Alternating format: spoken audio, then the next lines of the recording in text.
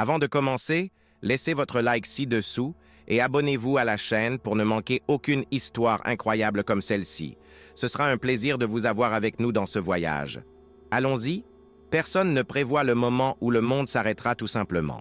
Pour Robert et Helen Whitmore, ce moment s'est produit un après-midi ordinaire de septembre 1986.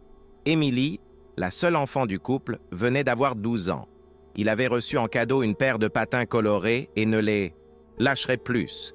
Il avait des yeux curieux, des rêves plus grands que le quartier où il vivait dans l'Illinois et une énergie qui remplissait la maison de vie. Ce samedi-là, elle est sortie avec ses nouveaux patins pour rendre visite à son ami qui habitait à 3 pâtés de maison. Il a dit qu'il serait de retour avant le dîner, mais il n'est pas revenu.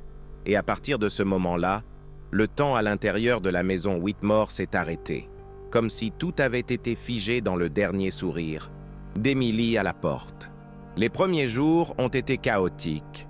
La police a mené des recherches intensives, des chiens renifleurs ont sillonné la zone, les voisins ont été interrogés et des reportages ont été diffusés à la télévision. Le visage d'Emily était placardé sur les lampadaires, les vitrines des magasins et les couvertures des journaux. Hélène n'a pas mangé. Robert a à peine dormi. À chaque appel, mon cœur battait la chamade. À chaque indice, un espoir surgissait, pour être anéanti quelques heures plus tard. Le temps a passé, et avec lui est venu le silence. Aucune demande de rançon, aucune trace réelle. L'affaire est restée lettre morte. Les détectives, autrefois si présents, ont commencé à venir uniquement aux dates importantes. La maison, autrefois remplie de rires, est devenue un mémorial d'une enfance écourtée. La chambre d'Emily est restée intacte. Les patins qu'elle portait ce jour-là, ils n'ont jamais été retrouvés. Le temps, impitoyable, a laissé des traces que personne n'a vues. Hélène a essayé de maintenir un certain rythme dans sa vie, elle s'est impliquée dans des groupes de soutien, a fait du bénévolat, a planté des fleurs dans le jardin même si elle n'en avait pas envie. Robert s'est désormais complètement fermé. Il a quitté son emploi 2 ans après la disparition de sa fille et a perdu tout intérêt pour tout. Il passait des heures assis sur le porche à regarder dans le vide comme s'il s'attendait à ce qu'Emily apparaisse sur le trottoir à tout moment. Aucun anniversaire n'était célébré. Aucun Noël n'avait d'arbre. Que des dates marquées par le silence et l'absence. C'était comme si, sans Emily, le couple avait également disparu, seulement à l'intérieur. En 2006, épuisée de voir son mari s'effondrer un peu plus chaque jour, Helen a pris une décision audacieuse. Il a proposé un voyage. Il a dit qu'il avait besoin de voir la mer, de respirer un air différent. Robert hésita, mais finit par céder. Ils choisirent Fern Creek, dans l'Oregon, par hasard, ou par le destin, comme le dirait plus tard Helen. C'était une petite ville, entourée de montagnes, de foires artisanales et de gens qui se saluaient encore dans les rues.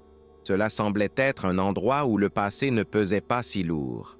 Lors d'une promenade sans prétention dans la foire locale, Robert est entré dans un magasin d'antiquités, tandis que Helen était distraite par des fruits secs. Je ne cherchais rien, j'essayais juste de tuer le temps. Mais quelque chose à l'intérieur le paralysait. Sur une étagère poussiéreuse, parmi de vieux jouets et des livres délavés, se trouvait une paire de patins à roulettes pour enfants. Mais ce n'était pas n'importe quelle paire. Robert le savait dès la seconde où ses yeux se posèrent sur eux. Ils étaient les mêmes, les couleurs exactes, rose, bleu et jaune, avec une petite tache sur le lacet gauche, résultat d'une chute qu'Emily a fait le jour où elle a reçu le cadeau.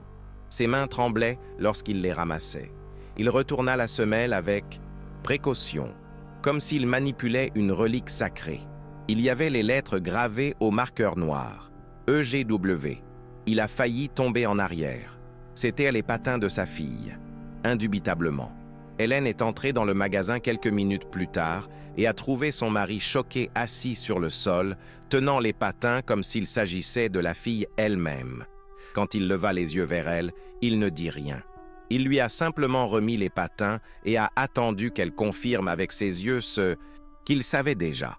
La propriétaire du magasin, une dame aux cheveux blancs et à l'expression sereine, a déclaré que les objets provenaient de ventes aux enchères d'entrepôts abandonnés. Il ne savait pas exactement d'où venait l'objet, mais il se souvenait qu'il était arrivé avec plusieurs cartons de vêtements pour enfants et d'objets personnels provenant d'une maison de l'Oregon rural. C'était un indice, certes vague, mais pour la première fois depuis 20 ans, un véritable indice. La police locale a été immédiatement appelée.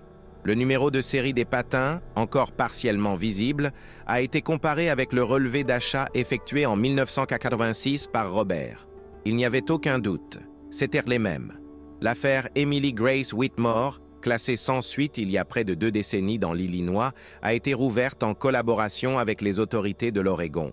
Le couple est resté dans la ville, logé dans une petite auberge en attendant des nouvelles. Robert pouvait à peine dormir. Je marchais dans les rues de Fern Creek tous les jours, comme si je m'attendais à tomber sur une réponse. Hélène, quant à elle, semblait avoir retrouvé une nouvelle force. J'ai parlé à tout le monde, recueilli des histoires, essayé de relier des noms et des visages. C'était comme si elle était à nouveau en vie. C'est lors d'une de ces promenades que Robert a rencontré Carla. La fille, âgée d'environ 9 ans, vendait des fleurs sauvages au coin d'une rue étroite. Il avait les yeux enfoncés de quelqu'un qui en avait trop vu et une façon de parler suspecte. Il lui a acheté un petit bouquet juste pour être poli, mais quand il lui a demandé où elle habitait, la réponse a glacé quelque chose en lui. Chez Madame Dunley. Mais ma sœur, Yasmine, n'habite plus là. Le méchant l'a enlevée. Cette simple phrase, prononcée comme si elle faisait partie de la routine, fit glacer le cœur de Robert. Il s'est agenouillé et lui a demandé de le répéter. La fille parla à nouveau, tout aussi calmement. « Le méchant a enlevé ma sœur. Il enlève des filles. Il dit que leurs parents sont morts. » C'est à ce moment-là que Robert a su que cela ne pouvait pas être une coïncidence. Robert s'est rendu à la police immédiatement après sa conversation avec Carla, mais n'a reçu que peu de réponses. En l'absence de preuves concrètes ou de données sur le soi-disant méchant homme, les autorités ont rejeté cette affirmation comme étant le fruit d'une imagination enfantine ou d'une exagération. Mais il savait ce qu'il avait entendu. Je savais reconnaître quand un enfant disait la vérité avec de la douleur dans les yeux. Il a donc décidé d'agir seul. Il a commencé à passer plus de temps avec Carla, gagnant progressivement sa confiance. Il lui apportait des collations, lui parlait de l'école et écrivait tout ce qu'elle disait. C'est lors d'une de ces réunions qu'elle a montré du doigt un chemin de terre à l'extérieur de la ville et a dit, presque à voix basse, que le méchant homme vivait là, dans une grande maison avec un chien féroce. Personne n'y est allé. La route menait à une propriété isolée, cachée par de grands arbres et entourée de vieilles clôtures. Robert a observé de loin pendant des jours. Il a noté les plaques d'immatriculation, les heures d'entrée et de sortie, et a remarqué des schémas. Un gros camion, toujours le même, arrivait le vendredi soir et repartait le dimanche matin.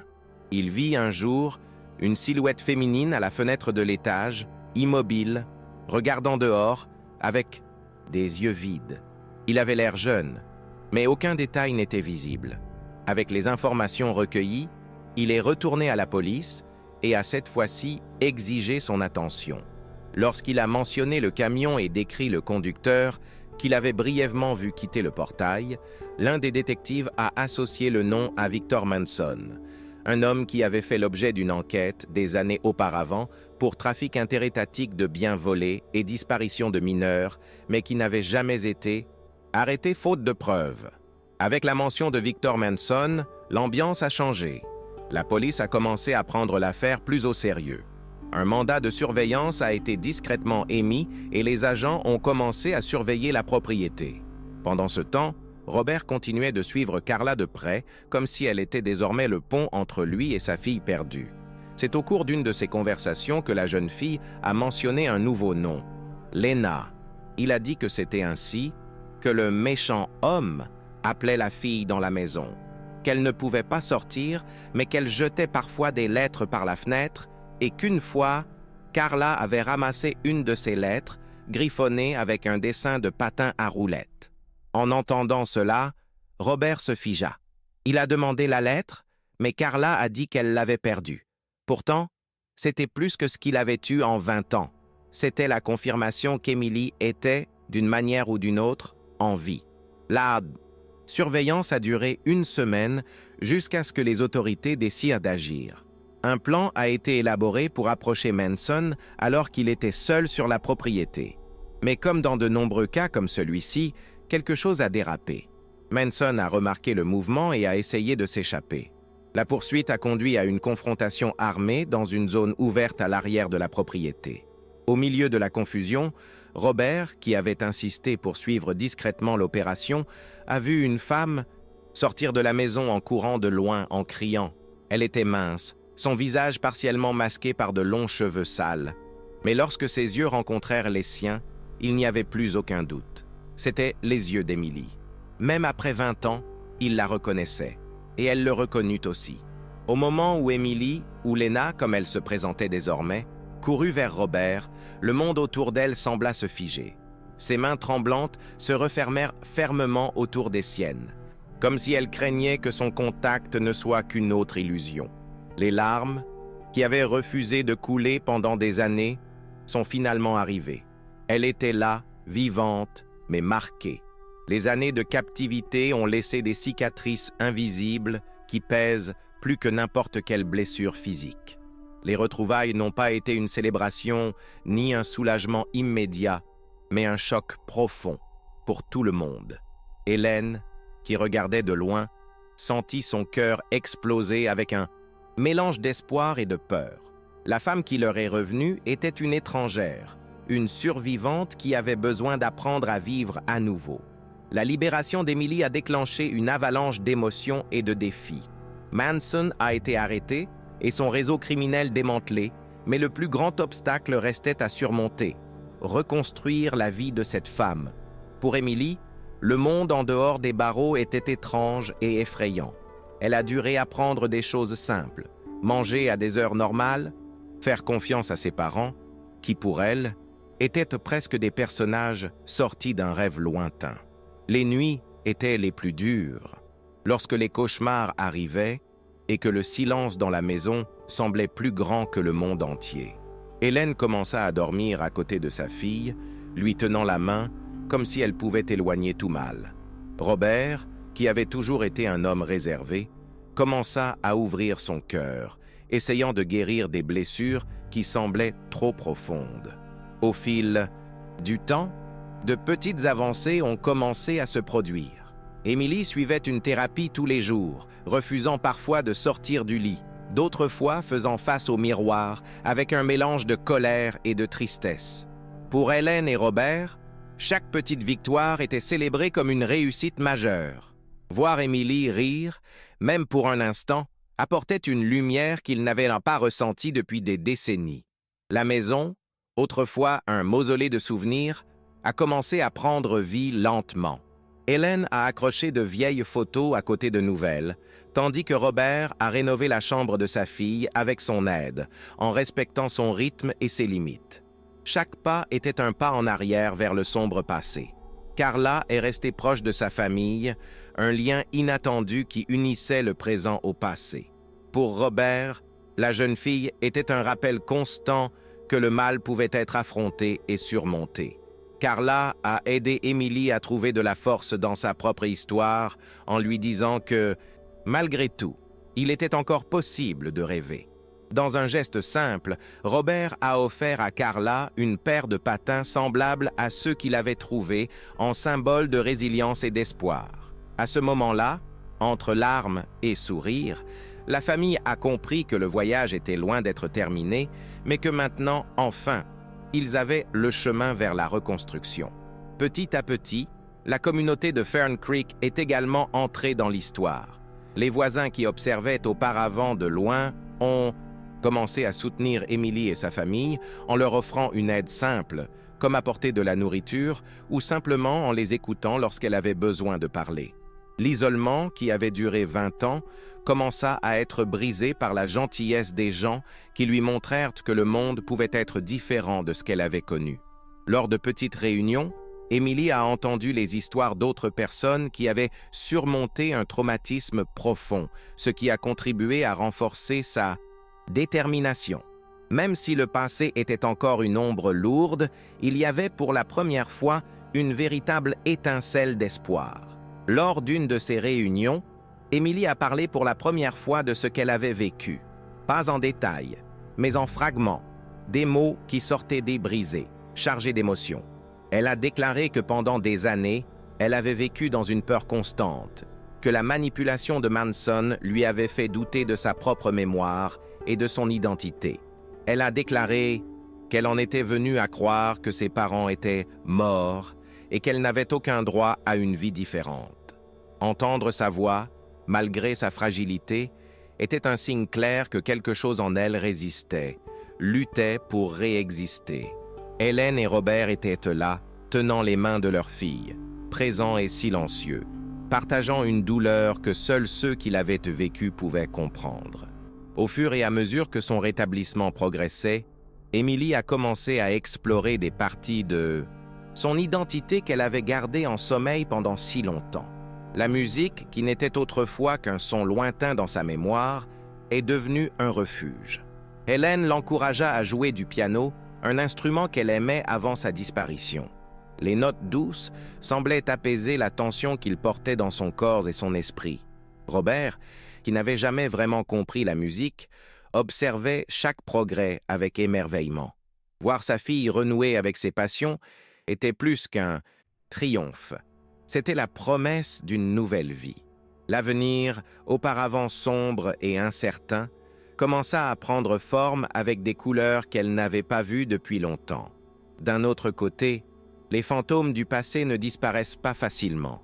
Émilie a dû faire face à des moments de doute, à des crises d'angoisse et à des flashbacks douloureux qui lui ont donné envie d'abandonner.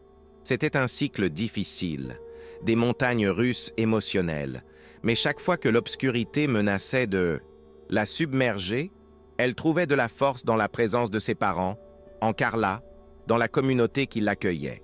Petit à petit, Émilie a appris que le courage n'était pas l'absence de peur, mais la décision d'avancer malgré elle. La reconstruction fut un processus lent, semé d'embûches, mais elle se produisait et c'était déjà une grande victoire. Chaque jour, Émilie devenait plus forte et plus déterminée à transformer son histoire en quelque chose qui pourrait aider les autres. Elle a senti qu'elle devait donner la parole aux filles et aux femmes qui, comme elle, avaient été réduites au silence par la peur et la violence.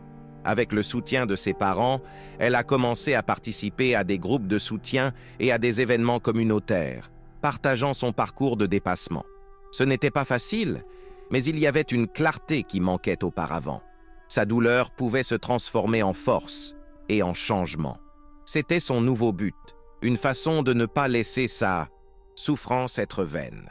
Robert et Hélène, à leur tour, sont devenus des symboles de résilience pour la petite ville. À travers leur douleur, ils ont trouvé une raison de se battre et de reconstruire non seulement leur propre famille, mais l'espoir de toute une communauté. Ils ont compris que l'amour ne disparaît pas, même lorsque le temps et le silence semblent tenter de l'enterrer à jamais.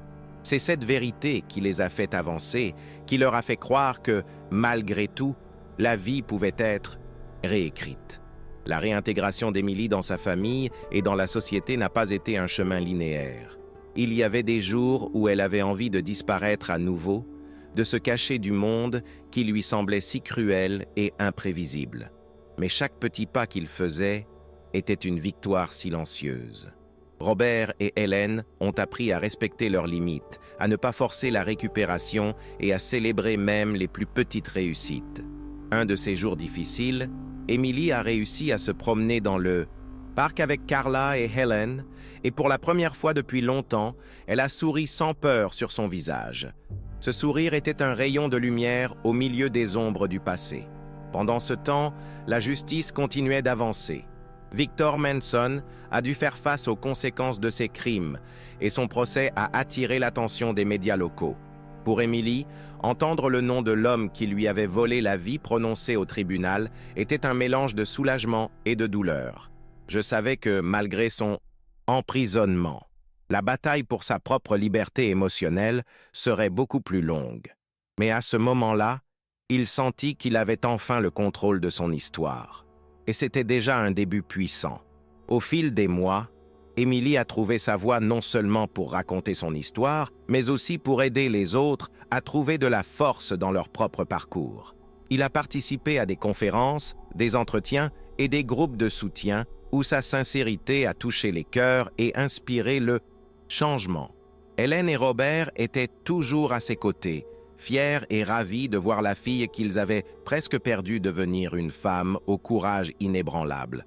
La douleur n'avait pas disparu, mais maintenant elle coexistait avec l'espoir, et cela suffisait à éclairer le chemin. La relation entre Émilie et Carla s'est également développée et renforcée. Carla, qui avait été la clé pour ouvrir cette porte il y a si longtemps, était désormais plus qu'une amie. Elle était une sœur choisie. Ils ont partagé des rires, des secrets et des projets pour l'avenir. Ce simple geste de confiance et d'amitié a déclenché une profonde transformation, montrant que la connexion humaine peut sauver des vies et changer des destins de manière inattendue. La maison qui avait auparavant été le théâtre du silence et de la tristesse était désormais remplie de vie et de renouveau. Hélène et Robert, qui ont passé des années coincés dans la douleur de l'absence, ont redécouvert le sens de la famille avec Émilie. Chaque rire, chaque réussite, même petite, était une brique dans la reconstruction de cette maison qui semblait perdue. Émilie, bien qu'elle porte les cicatrices de son passé, a commencé à voir un avenir où elle pourrait simplement être elle-même, libre, aimée et pleine d'espoir. Les retrouvailles n'effacent pas la souffrance, mais transforment la douleur en force. L'histoire d'Émilie ne se résume plus à ce qui lui a été enlevé, mais au courage d'affronter l'impossible et de choisir la vie chaque jour.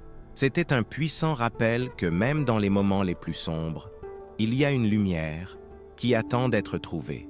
Une lumière qui peut naître de l'amour, de la persévérance et de la foi en l'humanité. Émilie savait que le voyage à venir serait encore plein de défis, mais pour la première fois, elle avait l'impression de ne pas être seule à les affronter.